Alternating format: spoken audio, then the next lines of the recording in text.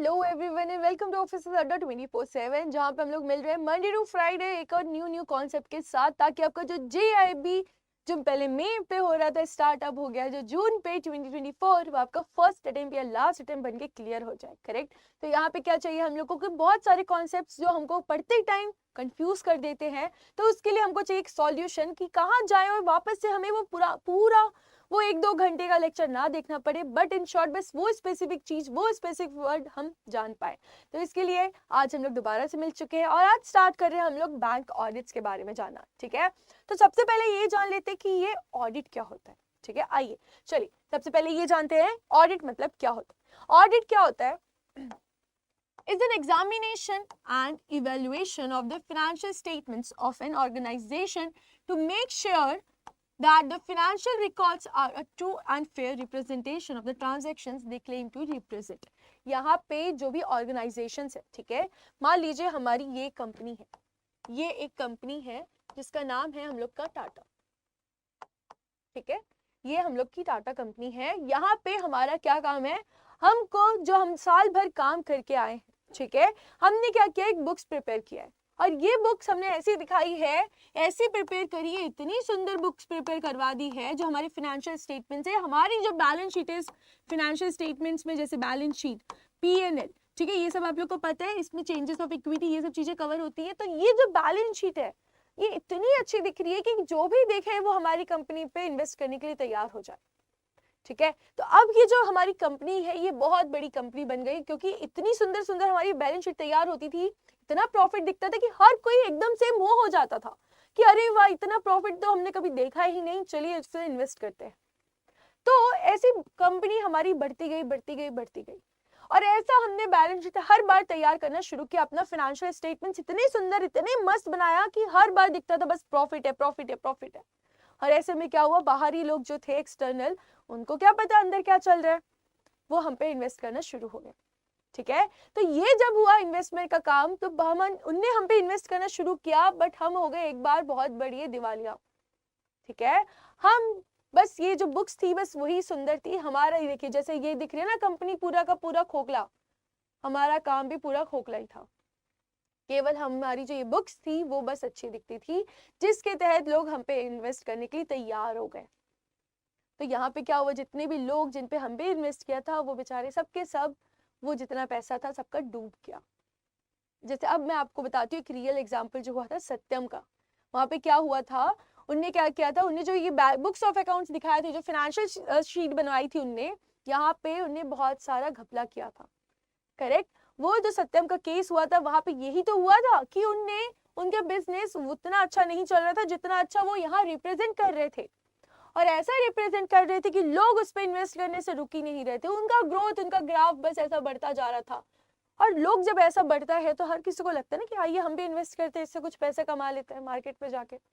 तो ऐसा ही सत्यम में हुआ था, वहां पे उनने जो एक्सपेंसेस थे उन लोगों, उन चीजों को अलग से दिखाना शुरू किया, वहां पे उन्हें फर्जीवाड़ा करना शुरू किया, फ्रॉड करना शुरू किया। उस फ्रॉड के चलते उनकी कंपनी हमेशा ऐसी प्रॉफिटेबल दिखने लगी, जिसके कारण एक टाइम आया कि देखिए जो भी गलत करता है वो कभी ना कभी तो बाहर आने ही वाला है।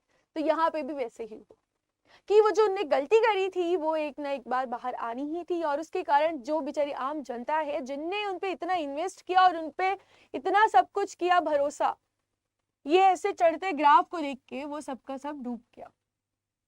ठीक है, तो ऐसा बार बार ना हो, ऐसा बार बार लोगों के साथ ना हो, ऐसे में बेचारे लोगों की इतनी मेहनत की जो पैसे की रोटी है, इतना मेहनत का पैसा है, वो डूब ना जाए हर बार। तो गवर्नमेंट कहती है कि जितनी भी ऐसी कंपनीज है, जो बड़ी बड़ी कंपनीज है, जो बड़ी बड़ी कंपनीज है, वो अपने बुक्स को पहले तो किसी और लोग से चेक करवाएंगे। ठीक है, ताकि वो जो ये दावा कर रहे हैं कि फाइनेंशियल स्टेटमेंट्स इतने अच्छे हैं, इतने सुनहरे हैं, तो क्या सही में है कि नहीं। तो इसलिए यहाँ पे क्या होगा, एक थर्ड पार्टी या उन्हीं के यहाँ से कुछ ऐसे लोग होंगे, अभी हम उसको भी देखेंगे कितने टाइप के होते हैं, ताकि वो लोग आए और देखे कि ये जो इनके बुक्स बता रही है वो सही बता रही है कि नहीं।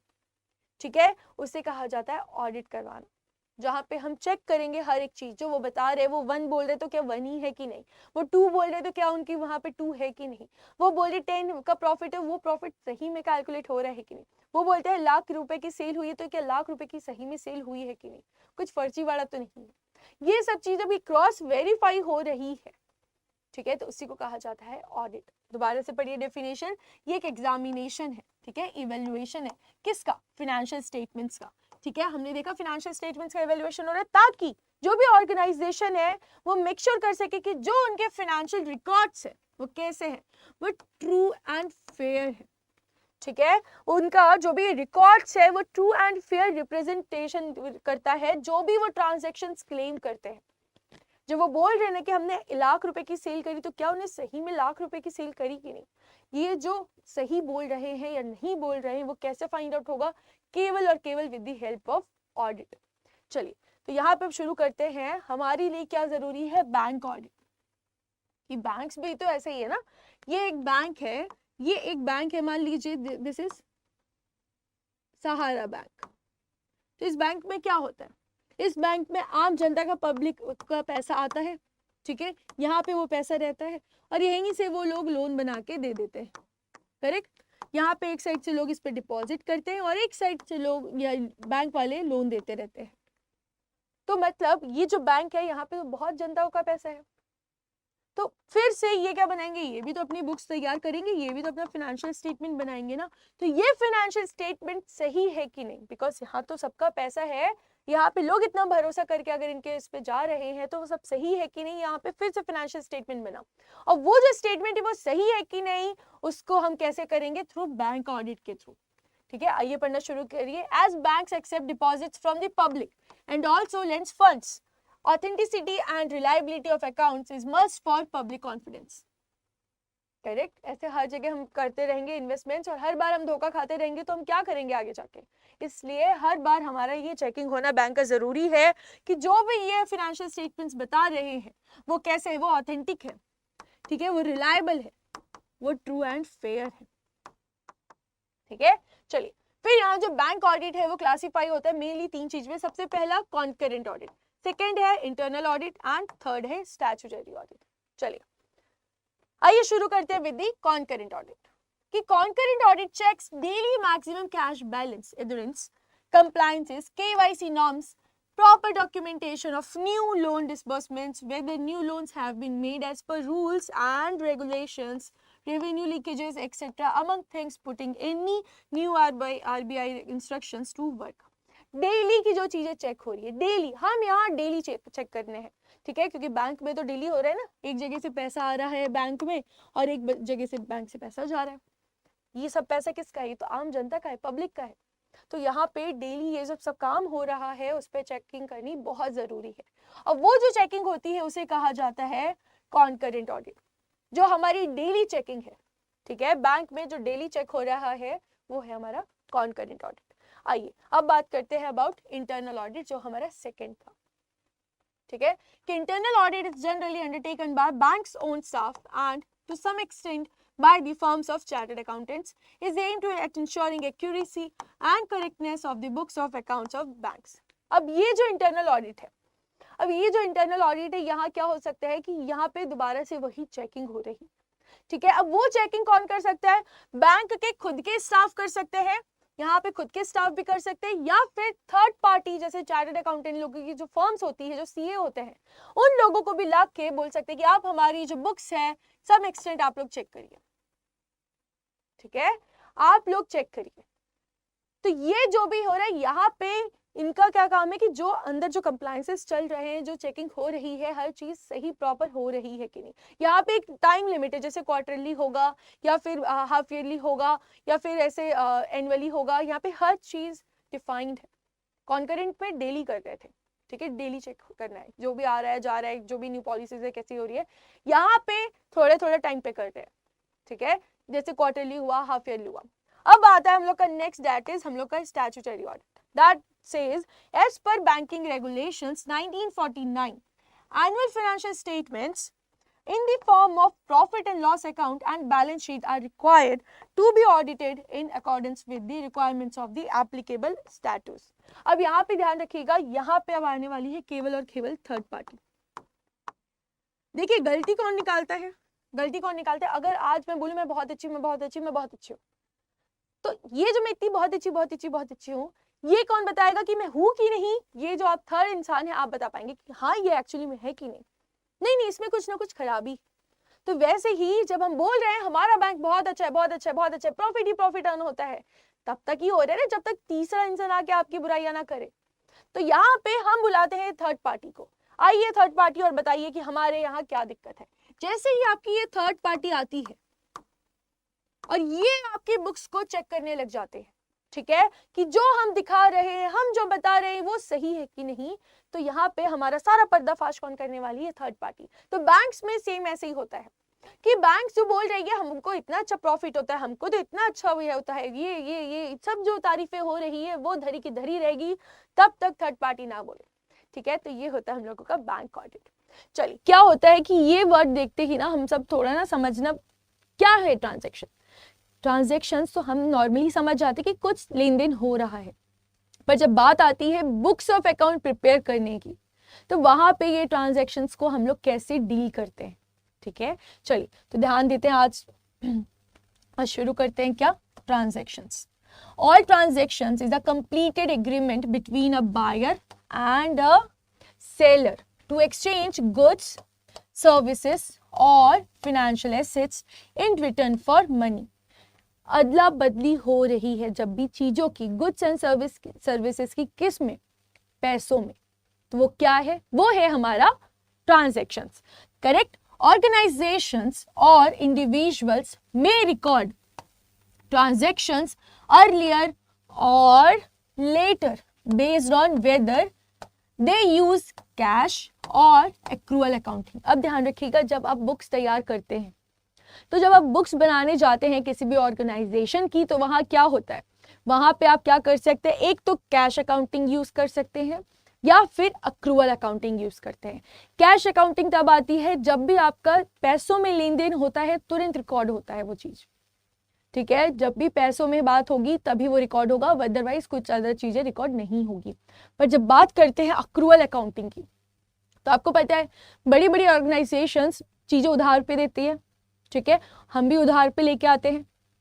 तो अगर वो कैश अकाउंटिंग होता तो उसे बुक्स तक नहीं ले जाते, बट ये क्या है? ये तो अक्रूअल अकाउंटिंग है।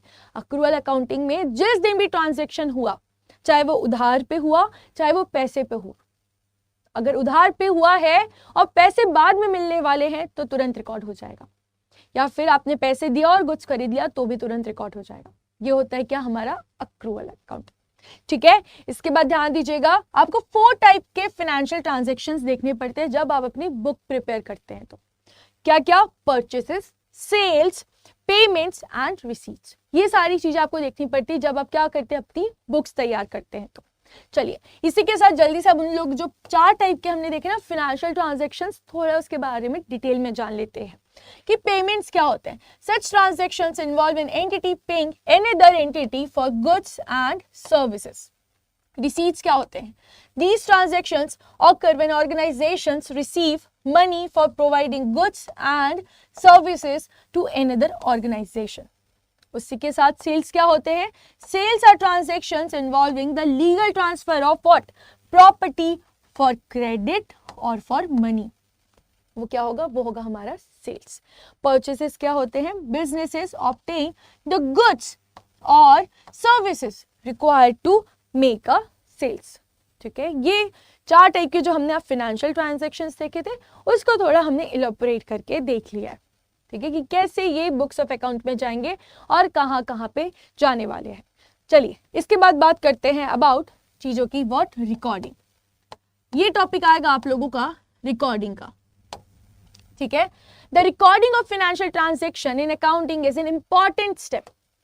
अब ट्रांजैक्शन तो हो गया है, ट्रांजैक्शन होने के बाद हमें बुक्स तक भी तो ले जाना है। आपने देखा ही होगा कैसे हम लोग लेजर बनाते हैं, जर्नल बनाते हैं, प्रॉफिट एंड लॉस अकाउंट बनाते हैं, बैलेंस शीट बनाते हैं, रेशियोज यूज करते हैं। तो ये सब चीजें इसी के लिए हेल्प किया, किससे बनती है?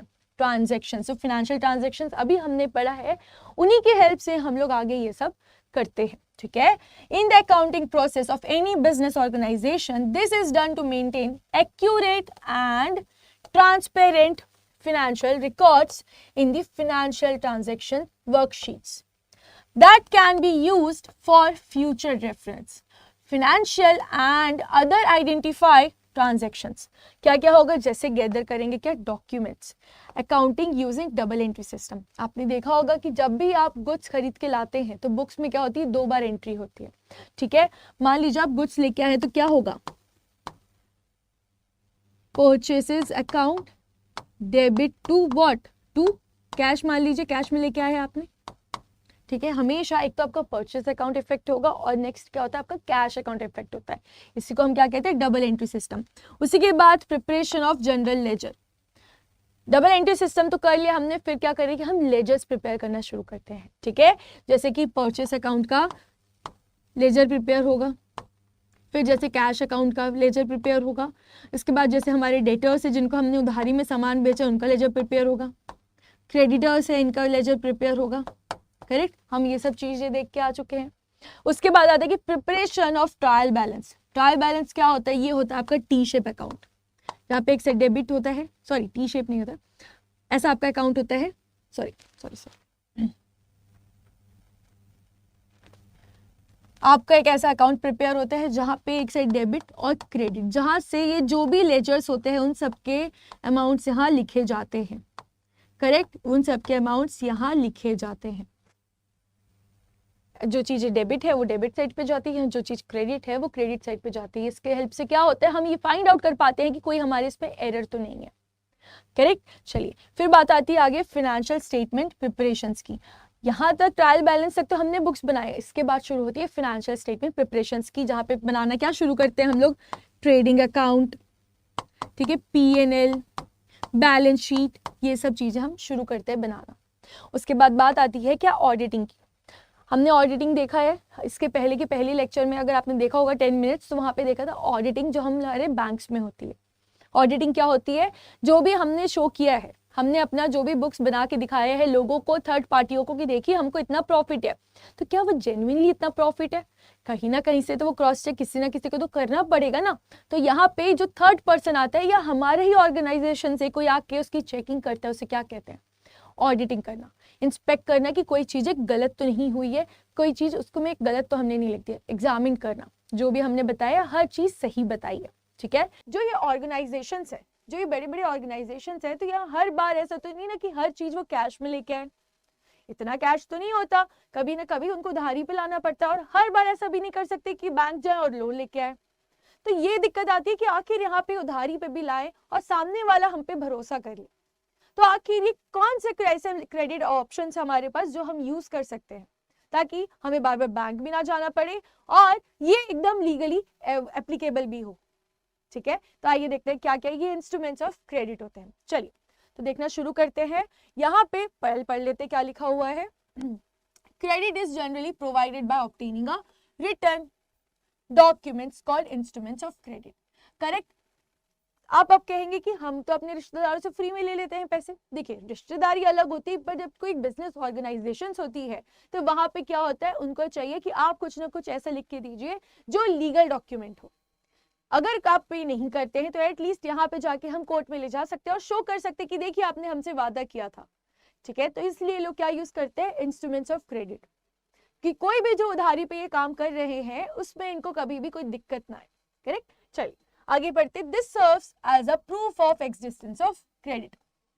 अब ओरली अगर हम कोई भी बात करते हैं तो हम तो कभी भी पलट सकते हैं, बट यहीं अगर कुछ रिटर्न लिखा रहता तो हम तो उससे मुकर नहीं सकते ना। इसलिए हमें क्या चाहिए, ये एक रिटर्न डॉक्यूमेंट चाहिए ताकि हमारे पास प्रूफ हो, अगर इनके सामने जिसको हमने उधारी पे बेचा वो हमें नहीं देने वाला है पैसे, तो हम ये डॉक्यूमेंट लेके कोर्ट जा सके, ठीक है। अब कौन कौन से डॉक्यूमेंट्स होते हैं, आइए देखिए कि मोस्ट कॉमनली जो इंस्ट्रूमेंट्स ऑफ क्रेडिट है जो आप लोगों के सिलेबस में JIB के AFM में, वहां पे मेनली ये दो चीजों की बात की जाती है कि बिल्स ऑफ एक्सचेंज और promissory notes.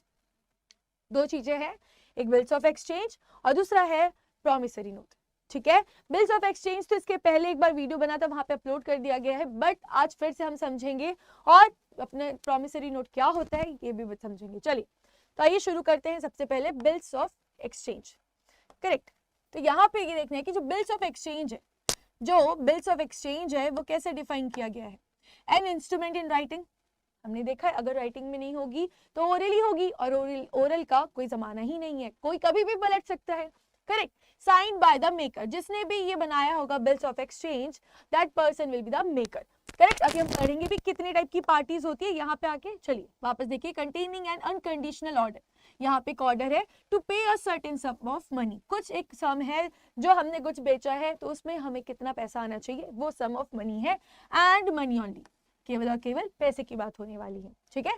To a person named in the instrument और to his order to the bearer, जिसको हमको पैसे देने हैं या फिर उसके ऑर्डर पे किसी और को, on a certain fixed future date और ऑन डिमांड।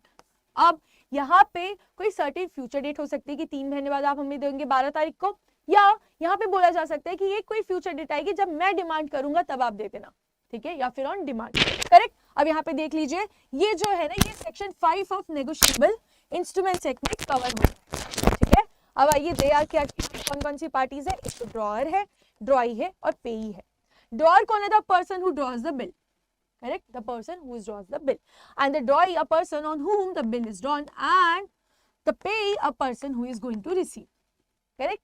तो ये सारी चीजें होती है बिल्स ऑफ एक्सचेंज की। ये काइंड ऑफ का क्या है, हमारा फर्स्ट टाइप का इंस्ट्रूमेंट ऑफ क्रेडिट। चलिए फिर आते हैं और देखते हैं नेक्स्ट चीज जो कि है प्रॉमिसरी नोट। अब प्रॉमिसरी नोट क्या होता है, अब ये देखिए, आइए।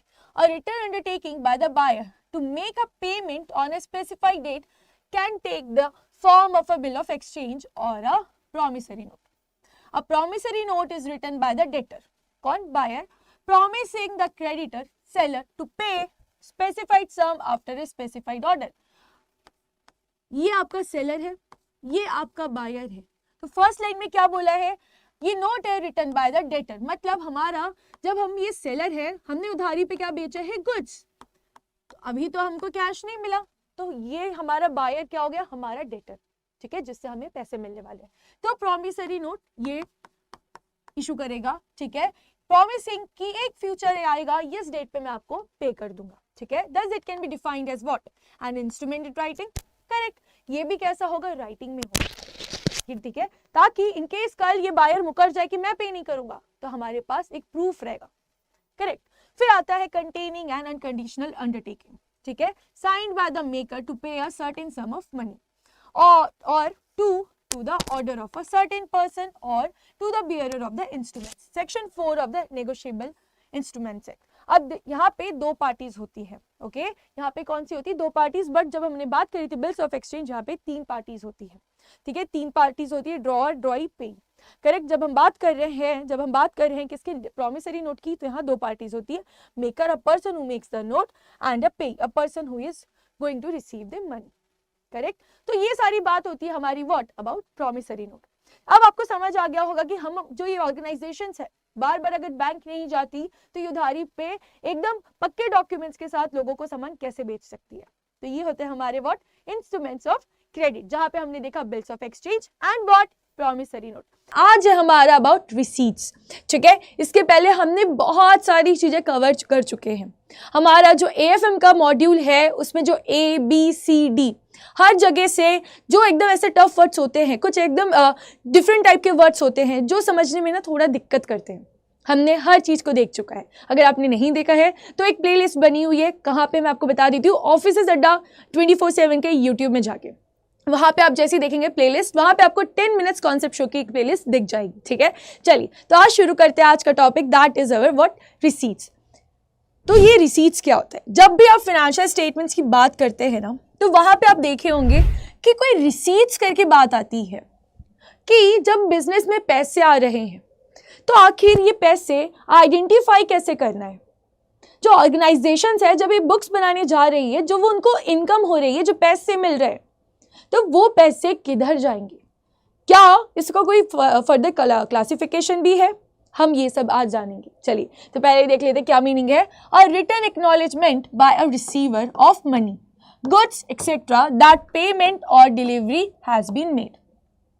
करेक्ट, अ रिटन एक्नॉलेजमेंट होता है by a receiver, receiver of a money, goods etcetera that payment और डिलीवरी हैज़ बीन मेड।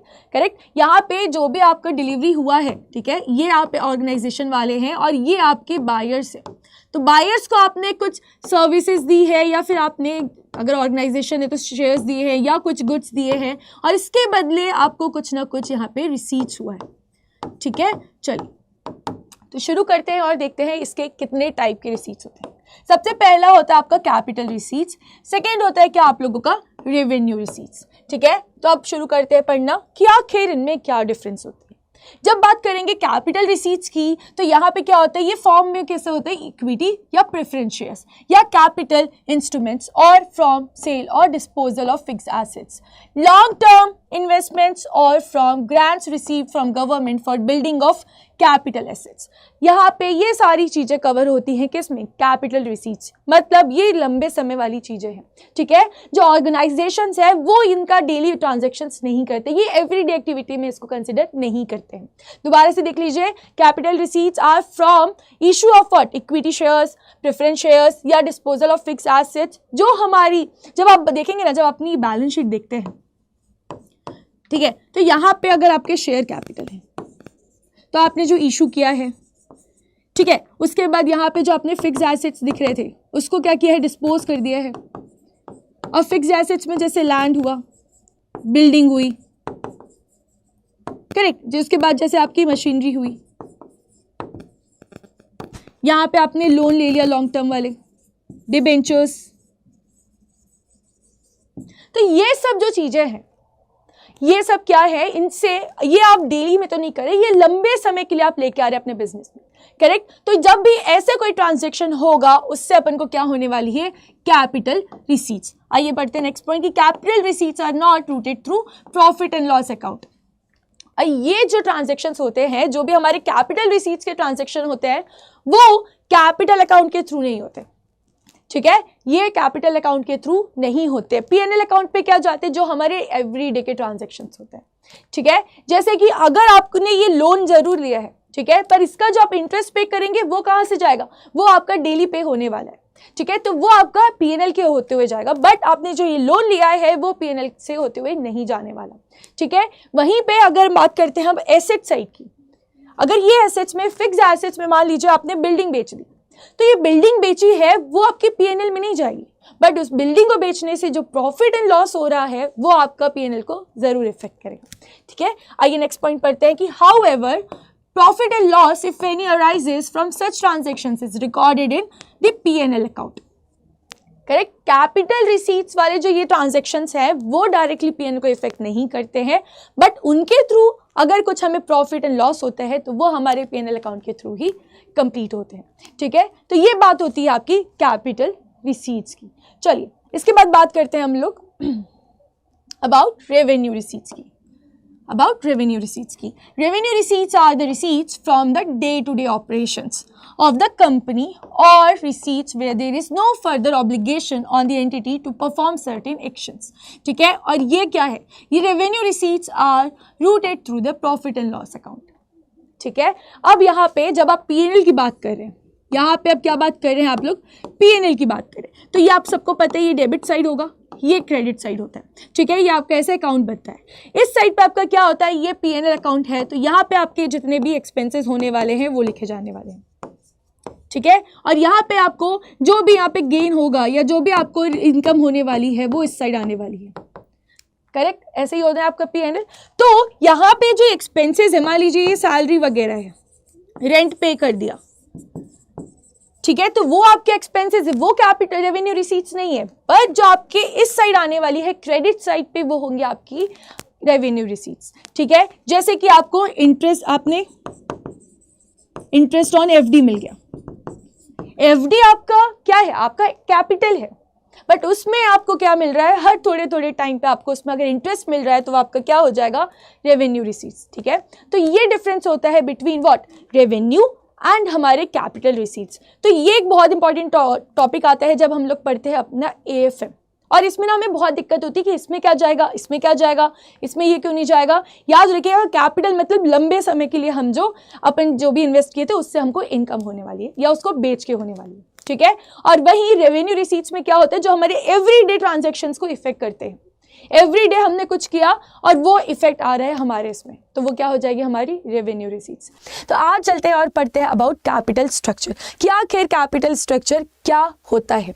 अब आपको भी पता है कि जो बड़ी बड़ी ऑर्गेनाइजेशंस होते हैं, ठीक है, बड़ी बड़ी कंपनीज होती है, वहाँ पे उनको चाहिए लोन्स, ठीक है। अब बिना पैसे के वो काम तो नहीं कर सकते, ठीक है। पहले तो क्या होगा कि जैसे ही कंपनी फॉर्म होगी तो वो खुद तो कुछ पैसा ज़रूर लेके आते हैं, बट धीरे धीरे क्या होता है, जब उन्हें एक्सपेंड करना है तो उनके पास इतना तो पैसा नहीं है कि वो खुद के पैसे को लगा सके।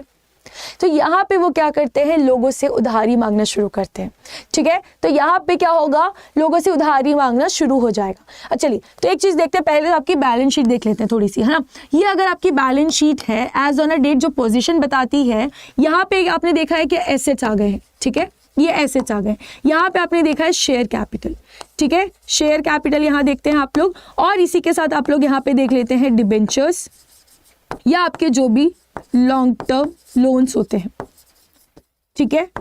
अब ये सारी चीजें आपने बैलेंस शीट में देखी होगी, ये आपकी होते हैं। तो यहाँ पे क्या होता है, या तो आपको ये जो कैपिटल चाहिए, या तो आपको ये लोन चाहिए, क्यों चाहिए, ताकि आप यहाँ पे एक्सपेंड कर सके खुद को, ठीक है। तो ये जो कैपिटल स्ट्रक्चर है ये फाइनली डिवाइड होता है इन चीजों में कि कहाँ कहाँ से हमारे पास पैसे आ सकते हैं, ठीक है। या तो आप ये शेयर को इक्विटी शेयर कैपिटल कर सकते हैं, इक्विटीज आप डिस्ट्रीब्यूट कर दीजिए, मतलब आपने अपनी होल्डिंग दे दी, या फिर आप लोगों से उधारी मांग के ला सकते हैं, ठीक है। यही दो चीज हो सकती है, या तो आप अपनी कंपनी का ही थोड़ा सा हिस्सा लोगों पे डाइल्यूट कर दें, या तो आप लोगों से उधारी मांग के ला सके, ठीक है। तो यही क्या होता है, यही होता है आपका क्या, कैपिटल स्ट्रक्चर। ये एक कैपिटल स्ट्रक्चर है, कैसे आपके ऑर्गेनाइजेशंस में फंडिंग आएगी, आखिर कैसे फंडिंग आएगी और कैसे आप यहाँ पे पैसे को यूज करने वाले। तो चलिए पढ़ना शुरू करते हैं। Capital structure is referred to as the proportion of debt and equity in total long term funds raised by the firm. अब यहाँ पे जो कैपिटल स्ट्रक्चर है वो कॉम्बिनेशन किसका हो सकता है, वो इक्विटी का भी हो सकता है प्लस डेट का भी हो सकता है। चलिए, तो एक और बात हम लोग जान लेते हैं कि यहाँ पे बात करते हैं हम दो कंपनीज की, ठीक है। एक है हमारी कंपनी ए, एक है हमारी कंपनी ए, और यहाँ पे है कंपनी बी, ठीक है। और यहाँ पे आप सबको पता है कि जो पोर्शन होता है वो टोटल अगर मानते हैं तो क्या होगा, 100% होगा, ठीक है। अगर आप देखते हैं 100% आप कोई भी चीज को लेते हैं, ठीक है, तो यहाँ पे अगर आप मान लीजिए ये 100% इनका कैपिटल स्ट्रक्चर है। कैपिटल स्ट्रक्चर इंक्लूड्स दोनों चीजें, इक्विटी भी डेट भी, ठीक है। तो ये आपका 100% है। बट यहाँ पे अगर कंपनी ए की बात करते हैं तो इनके पास इक्विटी जो है वो है 60%, और यही जो डेट हमने लोगों से लिया है, उधार लिया है, वो है 40%, ठीक है। मतलब अगर 1 लाख हमारे पास पैसे हैं, 1 लाख रुपए हमारे पास बिजनेस में पैसे आए हैं, तो उसमें से 60% हमने, मतलब 60,000 हमने लोगों को अपना इक्विटीज बेचा है, ठीक है, और वहीं 40,000 जो है हमने लोगों से उधारी मांगी। या फिर आप सेकंड देखिए, ये आपका फर्स्ट हो गया कंपनी। सेकंड कंपनी में क्या है, सेकंड कंपनी में यहाँ पे जो आपकी डेट है वो है 80%, और जो आपने इक्विटीज डिस्ट्रीब्यूट करी है वो केवल कितनी बच जाएगी, फिर 20%, करेक्ट। तो अब बताइए एज एन इन्वेस्टर अगर आप देखें तो कौन सी कंपनी पे आप जाना चाहेंगे, कौन सी कंपनी को आप चूज करना चाहेंगे कि हाँ ये कंपनी में हमें जाना सही होगा, या नहीं हम ये कंपनी चूज नहीं करने वाले। बताइए, देखिए ये वाला एक कंपनी ए है, ठीक है, हमने कैपिटल स्ट्रक्चर देख लिया कि ये कॉम्बिनेशन होता है इक्विटीज का भी एंड जो हमारे डेट्स या लोन्स होते हैं, ठीक है। तो टोटल वो जितना भी अमाउंट है उसे 100% मान लिया जाएगा कैपिटल स्ट्रक्चर को। ये एक कंपनी का स्ट्रक्चर है और ये कंपनी का स्ट्रक्चर है। अगर आप बी कंपनी का स्ट्रक्चर बोलते हैं और आप बोलते हैं कि हम रहते तो हम यहाँ इन्वेस्ट करते, तो आप देख रहे हैं ये कंपनी ने अपना काम धंधा ही कैसे लोगों से उधारी मांग के चलाया है। तो अब नॉर्मल लाइफ की बात करते हैं, अगर किसी इंसान ने आपसे बहुत सारी उधारी मांग ली और उसके पास इतनी इनकम ही नहीं है, इनकम 50,000 है और उसने उधारी मांग ली है 10 लाख की, तो कुछ लग रहा है आप उस पर और देना पैसा पसंद करेंगे? आप तो ऐसे लोग से बात भी नहीं करेंगे। सेम ऐसे ही होगा हमारे साथ कंपनी बी के लिए। हम इस कंपनी बी पे कुछ भी नहीं करने वाले, बिकॉज यहाँ पे उसने उधारी 80% मांगी है। मतलब अगर इसका कैपिटल 1 लाख होता तो यहाँ पे डेट होता 80,000 का। उधारी पे ये कंपनी चल रही है, कभी भी डूब सकती है, ठीक है। तो ऐसी जगह पे हम इन्वेस्ट नहीं करते, मतलब इसका जो कैपिटल स्ट्रक्चर है वो खराब है, ठीक है। वही बात आती है कंपनी ए की, जहां पे इक्विटीज 60%, डेट 40%। जेन्युइन है, इतना तो कर सकते हैं। मतलब अगर कुछ आया दिक्कत तो ये तो आराम से हमें लोगों को जिनसे उधारी मांगी उनको पैसे तो ये जरूर दे सकते हैं, ठीक है। तो ये क्या होता है, कैपिटल स्ट्रक्चर हमें फाइंड आउट करने पे हेल्प करता है कि कौन सी कंपनी अच्छी है और कौन सी कंपनी डूबे खाते में जाने वाली है, ठीक है। चलिए, तो यहाँ पे हमने बात कर ली थी, the long term money can be from 2 sources, that is equity and debt. Debt is equity and debt, correct. फिर बात आती है क्या क्या फैक्टर्स होते हैं जो इन्फ्लुएंस करते हैं decision on capital structure of a firm. सबसे पहला है norms prevailing in the financial system. Second आता है क्या, डिग्री ऑफ कंट्रोल। थर्ड आता है trading on equity, cost of debt, size of the firms and its business plans. ये सारी चीजें होती है जो आपके कैपिटल स्ट्रक्चर में इफेक्ट करती है डिसीजन लेने के लिए, ठीक है। क्या क्या है, जैसे norms prevailing in the financial system, आखिर क्या क्या सिस्टम्स चल रहे हैं, वो सारे क्या फाइनेंशियल स्टेटमेंट्स में नॉर्म्स आ चुके हैं, वो सारी चीजें यहाँ पे। डिग्री ऑफ कंट्रोल, कि आखिर हमारा बिजनेस में कितना कंट्रोल है, जैसा हमने देखा था ए और बी को कंपेयर करके, तो यहाँ पे वही बात बताई जा रही है कि डिग्री ऑफ कंट्रोल वहाँ पे कितना रहता है। ट्रेडिंग ऑन इक्विटी, कि वहाँ पे जो लोग इन्वेस्ट कर रहे हैं, ठीक है, जो शेयर मार्केट से कर रहे हैं या खुद वहाँ पे अपनी इक्विटीज लोगों पे ले रहे हैं, तो वहाँ पे ट्रेडिंग कितनी होती है, लोग उस कंपनी पे कितना अपने आप को इन्वेस्ट करने के लिए रेडी रहते हैं। फिर बात आता है कॉस्ट ऑफ डेट, कि आखिर कॉस्ट ऑफ डेट की कंपनी जब ये लोगों से ये डिबेंचर्स इशू करवाती है तो उसको कुछ ना कुछ खर्चे भी उठाने पड़ते हैं ये लोन लेने के लिए, तो क्या कंपनी इतनी एलिजिबल और इतनी वेल्दी है कि वो ये सबको झेल सकती है, ठीक है, वो चीज। और लास्ट पॉइंट आता है size of the firm and its business plan. अब छोटी मोटी कंपनी में आप जाएंगे तो वहां पे आपको ये कैपिटल स्ट्रक्चर इतना ज्यादा कुछ नहीं दिखेगा, क्योंकि वहां पे जो भी कैपिटल होगा वो उनके ओनर्स का ही होगा। बट वहीं अगर आप बात करते हैं जैसे रिलायंस कंपनी की, तो वहां पे कैपिटल स्ट्रक्चर बहुत मिक्स होगा, वहां पे इक्विटीज भी होंगे, लॉन्ग टर्म लोन्स भी होंगे, डिबेंचर्स भी होंगे, हर चीज आपको दिखने वाली, ठीक है। और उनके आगे के क्या प्लान है आपको वो भी पता धीरे धीरे पता चल जाते हैं, जैसे उनकी ऑडिट रिपोर्ट जब आती है। तो ये सब बात होती है, ये सब इन्फ्लुएंस करते हैं किसी भी कैपिटल स्ट्रक्चर डिसीजन लेने के लिए, ठीक है। चलिए,